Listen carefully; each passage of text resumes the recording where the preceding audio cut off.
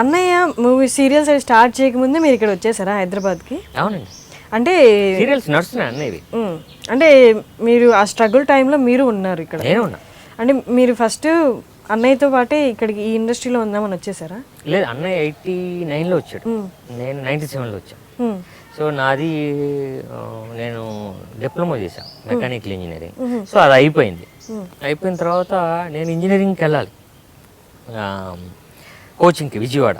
So వెళ్తే ready అవుతున్నప్పుడు ఊళ్ళో ఏమైందంటే ఎవరికి ఏదో, మీది విశాఖపట్నం? మాది వైజాగ్ డిస్ట్రిక్ట్ నర్సీపట్నం దగ్గర ఒక విలేజ్ అండి.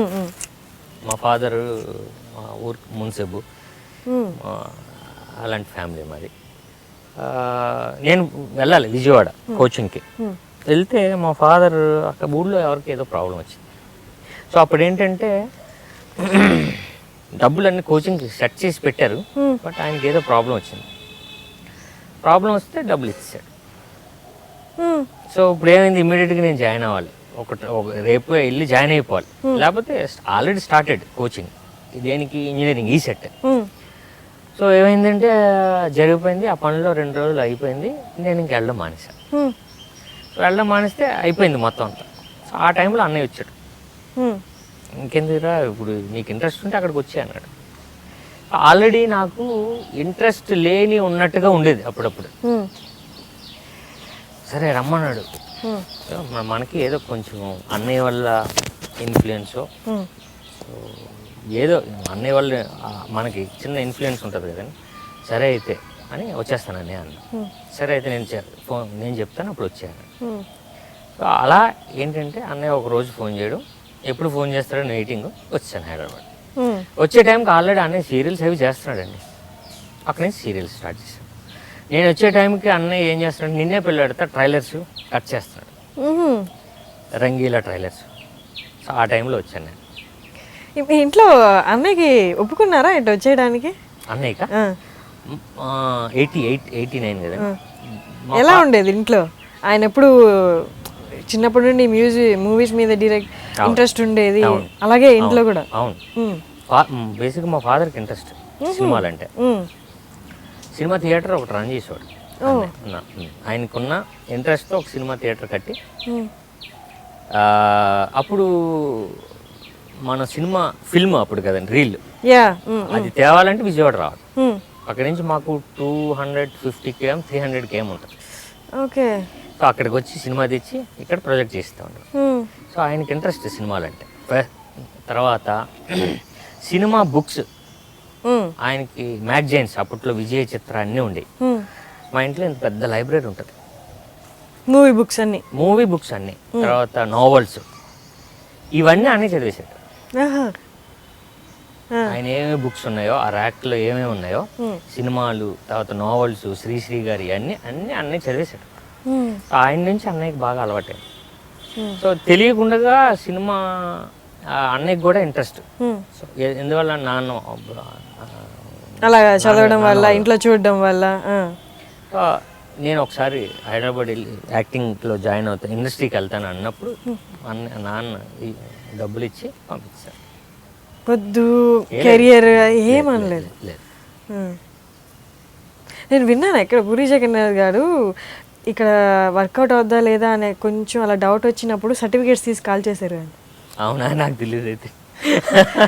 విన్నాను చెప్పడం. ఇంకా వేరే ఆల్టర్నేట్ లేకుండా ఇంకా నా దృష్టి అటువైపు వెళ్ళకూడదని కాల్ చేశారండి. ఓకే, తర్వాత మీరు చెప్పండి. అన్నయ్యతో పాటు ఇంకా మీ అన్నయ్య రమ్మన్నారు, ఇంకొచ్చేసారు ఇక్కడికి. వచ్చిన వెంటనే నాకు తెలిసి అంత ఈజీ అయ్యి ఉండదు కదా. మీ తర్వాత ఏం చేయాలన్నది మనం ఏం తెలియదు అసలు ఇక్కడికి వచ్చి ఏంటి. సో అన్నయ్య డైరెక్టర్ అవుతున్నాడు, మనం కూడా డైరెక్షన్లో వెళ్దాం అని ప్రిపేర్ అయ్యాను. అంతే, మనకు ఆ థాట్ తప్ప ఇంకోటి లేదు. డైరెక్షన్ అది ఇది మనకేం తెలియదు. అన్నయ్య పని ఏంటి, డైరెక్టర్. సరే మనం కూడా అసిస్టెంట్గా జాయిన్ అయిపోదాం. ఆయన ఏమనుకున్నాడో తెలియదు కానీ, బట్ నేనైతే అసిస్టెంట్గా వచ్చేస్తున్నాను అన్నాను. ఓకే అన్నాడు. సో అక్కడి నుంచి జర్నీ స్టార్ట్ అయిపోయింది. అంటే మీరు చేరాక ఇంకా అక్కడక్కడ వర్క్లో నేర్చుకున్నానండి.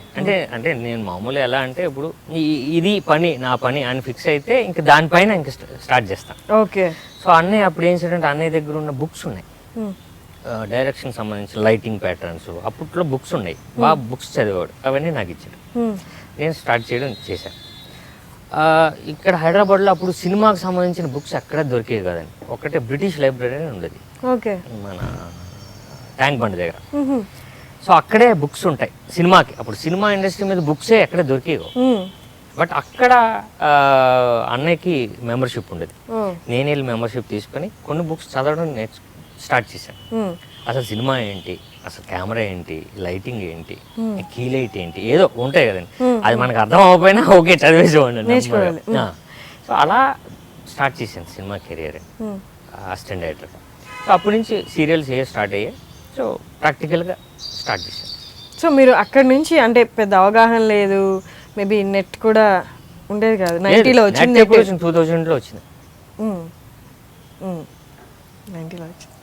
అదే 90లో ఎప్పుడు వచ్చి ఉంటుంది మన దగ్గరికి వచ్చేటప్పటికి. అవగాహన, ఎక్స్పోజర్ అనేది యూజ్ చేయడం అనేది కూడా కొంచెం లేట్గానే స్టార్ట్ అయింది. సో అప్పటి డైరెక్టర్స్ ఇప్పటి డైరెక్టర్స్కి అప్పట్లో వాళ్ళు చాలా స్ట్రగుల్ అయ్యేవాళ్ళు. A to Z అంతా వాళ్ళే చేసుకునేవాళ్ళు. డైరెక్టర్ మేబీ అక్కడ రెఫరెన్స్ కూడా ఉండేది కాదు, డైరెక్టర్ చేసి చూపించాలి అన్ని A to Z అని. ఇప్పుడు డైరెక్టర్స్కి టెక్నాలజీ అంతా అందుబాటులో ఉంది కదా. సో వాళ్ళకి అప్పటికి ఇప్పటికి మీకు ఏం డిఫరెన్స్ కనిపించింది మీ కెరియర్ స్టార్టింగ్కి ఇప్పటికి? డిఫరెన్స్ అంటే ఒకటండి, టెక్నాలజీ పెరిగింది. ఇప్పుడు అది నేను చెప్పాను కదా, సినిమా మీద ఒక బుక్ చదవాలంటే మనం అక్కడికి వెళ్ళాల్సింది, బ్రిటిష్ లైబ్రరీ. ఇప్పుడు జస్ట్ గూగుల్ సెర్చ్ చేస్తే బుక్ ఇలా వస్తుంది మొత్తం రిఫరెన్స్లు, అసలు ఈ మేకింగ్ స్టైల్ ఏంటి, దీన్ని ఏ ఎఫెక్ట్ వాడారు, లేదా ఈ షాట్ ఎలా తీశారు, మొత్తం వస్తుంది. సో నాలెడ్జ్ మన ముందుకు వచ్చింది. కరెక్ట్. సో టెక్నికల్గా అందరూ డెవలప్ అయ్యారండి బాగా. అప్పటికి ఇప్పటికి సినిమాల్లో కూడా టెక్నికల్గా చాలా డెవలప్మెంట్ వచ్చింది. రీజన్ ఏంటంటే మనకి ఈ నెట్ మనకి బాగా దగ్గర అవడం వల్ల. సో పక్కోడు సినిమా ఎలా చేస్తున్నాడు అనే విషయం మనకు తెలిసేది కాదు.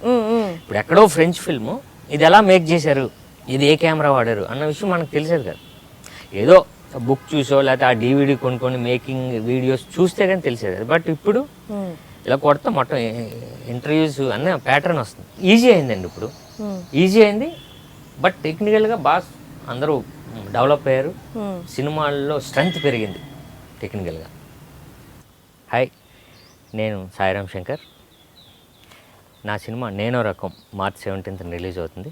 సో ఆ సినిమా గురించి, నా గురించి, ఇంకా అన్ని విషయాల గురించి అడిగి ఇంటర్వ్యూ చేశారు మన హర్షిని గారు. సో వాచ్ చేయండి. Thank you so much. Hi అండి, ఐ డ్రీమ్ మీడియాకి 700 million వ్యూస్ సో క్రాస్ అయింది. అంటే 700 million అంటే నాట్ ఏ జోక్.